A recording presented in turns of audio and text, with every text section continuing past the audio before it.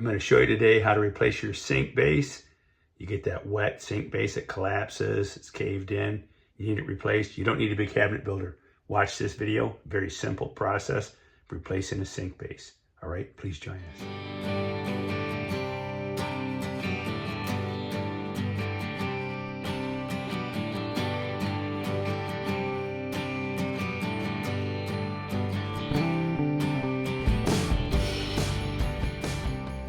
After removing the cabinet, I see we're pretty toast here. We're pretty rough.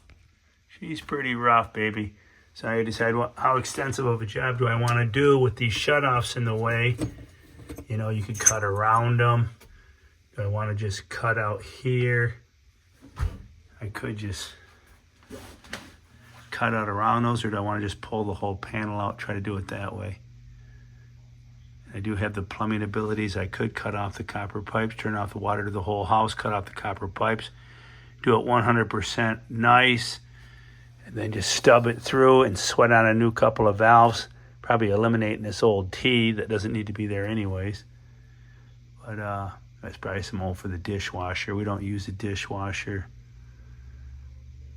We're dinosaurs. We don't have a dishwasher. Don't really have an interest in one, but stay tuned. I'm going to make a video how to install a dishwasher. It's going to be one of my next videos.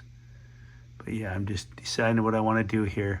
So here's our sink lines down in the basement. I could cut these off down here and then resolder them down here. That wouldn't be too bad.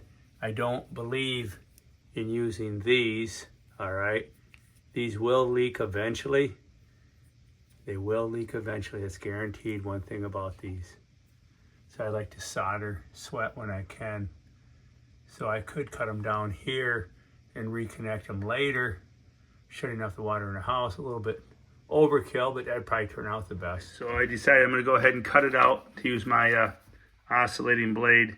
We'll save you the noise, but I'll show you the results here in a minute. We're just going to cut it in pieces. It's too hard to get it out of here in one section.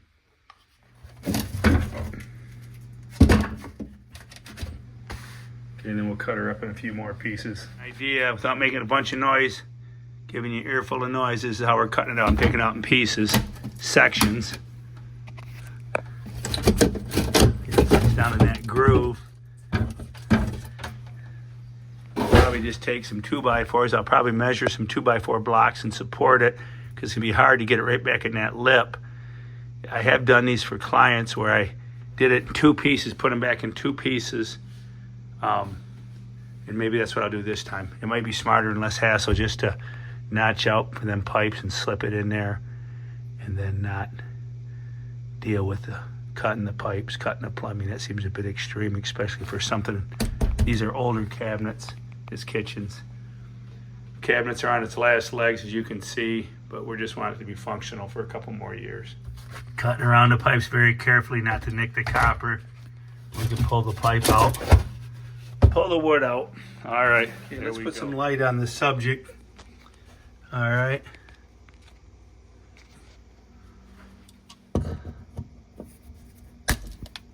All right, wear safety glasses. You put your eye out, mister. You'll put your eye out. Staples removed. Now I gotta figure if I'm gonna put some lumber under here to help support it. We're looking at about 5 inches off the floor. I know this looks terrible. However, I'm not gonna replace that right now because, well, it's all gonna be covered up and buried. So I'm not gonna deal with that. The extra work and expense.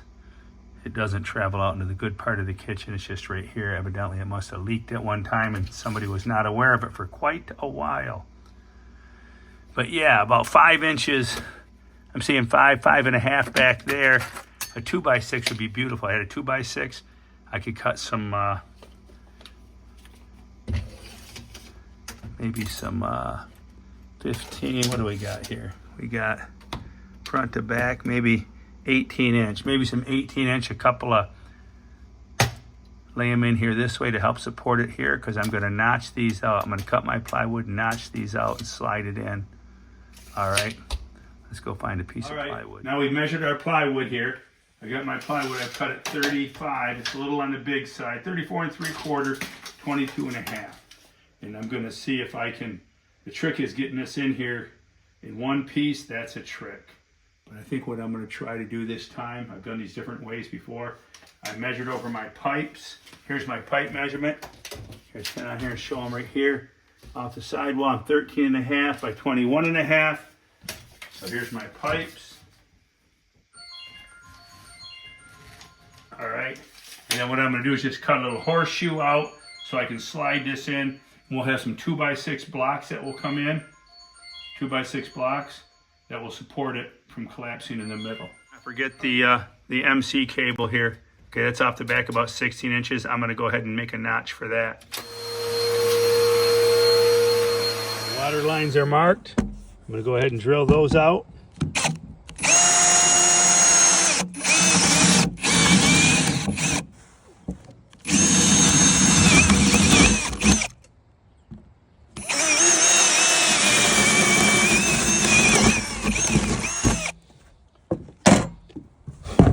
Deciding how I can do it. I can do this a lot of different ways. If you're real picky, you can go ahead and cut your pipes off, stub them through, re-sweat your pipes. I'm not that picky, so I'm not going to do that. I'm going to go ahead and just do it the fast way. Giving you the noise of the saw, I'm going to cut it here, here, and across here, and then I'll slip it on, and we'll see how it goes. Installing a base. I want a base here so that we can have support on each edge. The light's gonna have to go. I need lots of light in my old age. I'll put a support here on this edge, and we'll have one in the middle. All right, that's kind of our base work, and we'll secure them, of course, to the. Okay, so we have our holes cut out. We got it cut to kind of horseshoe in, I call it. And here's our MC cable. Let's not forget about the MC cable. For that. So to come up with 5 inches, I needed 5 inches in height. I figured stand one 2x4 on edge, a 2x2 on its side, 3.5 and 1.5, 5 inches, perfect. So that's my frame. So now I just got to screw it together.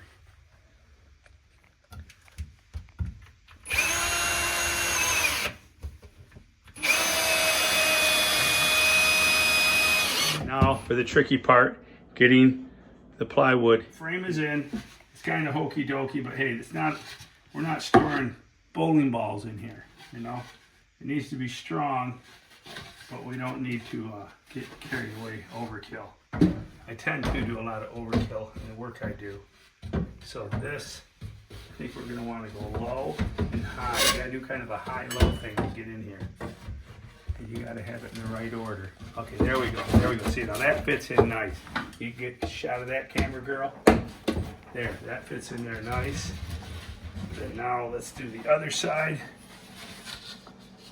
Again, we'll do the high-low thing so we don't get caught up on the pipes. Now, okay, what is going on here? What did I do? Are my measurements off? No, I got this back. I got this one, what we call back asswards. Okay, back asswards. Okay, here we go. It's an old term we used back in the day.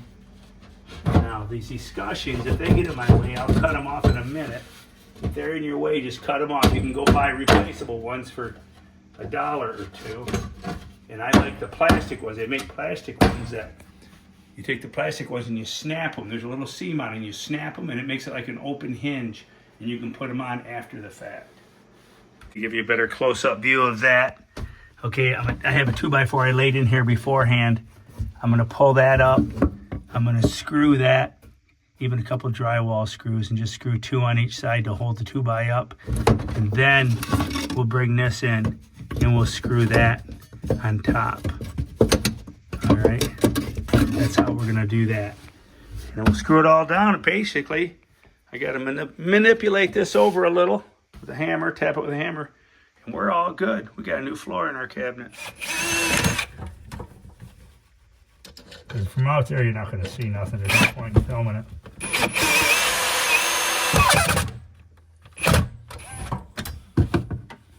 And I'm getting the screws, screwing this 2x4 backer in. This is my backer. Now, I'm using drywall screws. Now, I do not recommend using drywall screws in wood too often. Under this sink, it'll be okay. These are not okay to use on decks or floors you're going to walk on. They do not have the shear strength of a deck screw. All right, but in here, it's not going to get walked on. We're going to paint it. We're going to paint this base with Emerald, Sherwin-Williams Emerald Urethane. I really like that paint. And it's so durable, not only is it good for rated for interior doors, nice satin smooth finish, it rolls out really nice. You can brush it and roll it, looks like it was sprayed. Nice finish, Emerald Urethane, Sherwin-Williams. But it's also very waterproof. I'm now using it on my bathroom ceilings, the satin, to paint bathroom ceilings for clients so that the water does not penetrate flat paint. Do not put flat paint in bathrooms, people, with a shower. You will have problems, mold and mildew, and you can't clean it off. So, with this exception, under a sink here, I will use drywall screws because we're not walking on it. And we're going to paint it with the Emerald Urethane, which will waterproof it. It'll seal it. Okay, that's good for now. All right, put it in the screws, tighten it down, and then here, let me give a little view. This is how it turned out. It's pretty good. I like it. I'm happy with it. It'll suffice. We're going to paint it. We're going to paint it so it's waterproof because next, join the man. The next video, we're installing an RO water system. Right? I've got that. I'll show you a little quick peek at it. My next collaboration right there. We're going to install this, so join us for the next video.